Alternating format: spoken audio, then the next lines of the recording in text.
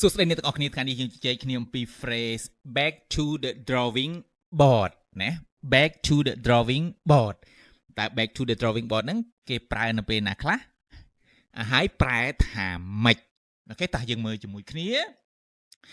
ហើយខ្ញុំជឿថាអ្នកនរគ្នាអាចអានទៅយល់ន័យប៉ុន្តែអាចនឹងយល់ន័យត្រឹមត្រូវនិងអាចយល់ន័យមិនត្រឹមត្រូវអូខេអញ្ចឹងខ្ញុំសូមបង្ហាញតែម្ដងអញ្ចឹង back to the drawing board បកប្រែថាក្តារខៀនដែលយើងគូសវាណាមិនថាកន្លែងធ្វើផែនការណា back ត្រឡប់ទៅអញ្ចឹង back to the drawing board ហ្នឹងបើយើងអាចបកប្រែជាភាសាអង់គ្លេសមួយយ៉ាងថា start over ណាចាប់ផ្ដើមម្ដងទៀតណាចាប់ផ្ដើមម្ដងទៀតឬក៏ចាប់ផ្ដើមសារជាថ្មីកាលណាគេប្រើ back to the drawing board ណាអង់គ្លេសអញ្ចឹងគឺវាចូលចិត្តប្រើន័យធៀបអញ្ចឹងហើយបានពេលខ្លះយើងអានយើងស្ដាប់យើងអីទៅពេលខ្លះអត់ស្ដាប់បានដោយសារតែគេប្រើន័យធៀបច្រើនណាអូខេអញ្ចឹងអញ្ចឹង back to the drawing board ហ្នឹងបកប្រែថាចាប់ផ្ដើមសារជាថ្មីណាត្រឡប់ទៅកន្លែងគូវាកន្លែងគិតគូកន្លែងគូធ្វើផែនការឡើងវិញអញ្ចឹងណាអញ្ចឹងគេហៅថាចាប់ផ្ដើមសារជាថ្មីឬក៏ចាប់ផ្ដើមពីចំណុច0ឡើងវិញឬក៏បកប្រែថាត្រឡប់ទៅរៀបគម្រោងឡើងវិញអញ្ចឹងទៅណាពីដំបូងឡើយមិនន័យថាចាប់ផ្ដើមពីចំណុច0ដដែលទេអូខេ back to the drawing board ឥឡូវយើងមើលឧទាហរណ៍ if the plan fails it's back to the drawing board បើគម្រោងនោះបរាជ័យណាបើគម្រោងនេះបរាជ័យវាជាការត្រឡប់ទៅចំណុច0ឡើងវិញឬក៏វាត្រូវត្រឡប់ចាប់ផ្ដើមពីដំបូងឡើងវិញ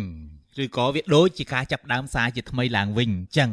ព្រោះវាបរាជ័យទាំងស្រុងហ្មងអញ្ចឹងណាអូខេអញ្ចឹង back to the drawing board the business plan is too expensive so we go back to the drawing board អញ្ចឹងផែនការជំនួញ business plan ផែនការជំនួញវា too expensive បើបែរថ្លៃណាស់หมายថាវាអស់លុយច្រើនណាស់ក្នុងការចាប់ផ្ដើមអញ្ចឹងណា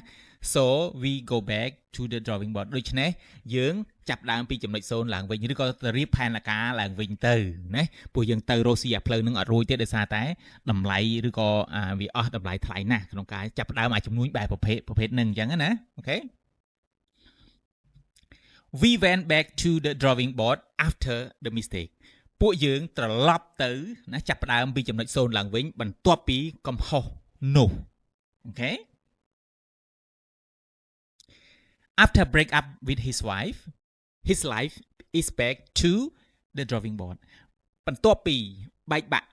ពីប្រពន្ធគាត់ជីវិតរបស់គាត់ណា his life ជីវិតរបស់គាត់ is back ត្រឡប់ទៅចំណុច0ត្រឡប់ទៅចំណុច0ឬក៏ចាប់ផ្ដើមសារថ្មីឡើងវិញទាំងអស់ដូចអ្នកមាននៅស្រុកខ្មែរយើងដែលល្បីតាមអនឡាញអីហ្នឹងណាអ្នកខ្លះបែកបាក់គ្នាទៅចាប់ផ្ដើមពីចំណុច0ឡើងវិញដោយសារតែធ្វើបាបគ្នារហូតដល់ពេលខ្លះមួយខាងទៀតងើបមិនរួចអញ្ចឹងមួយខាងទៀតត្រូវចាប់ផ្ដើមពីចំណុច0ឡើងវិញអូខេអរគុណអ្នកទាំងអស់គ្នាខ្ញុំមានតែប៉ុណ្្នឹងសម្រាប់ថ្ងៃនេះបើមានសំណួរមានចម្ងល់មាន comment អីសូមកុំភ្លេចជួយ comment នៅក្នុងនឹងផងអរគុណជម្រាបលាបាយបាយ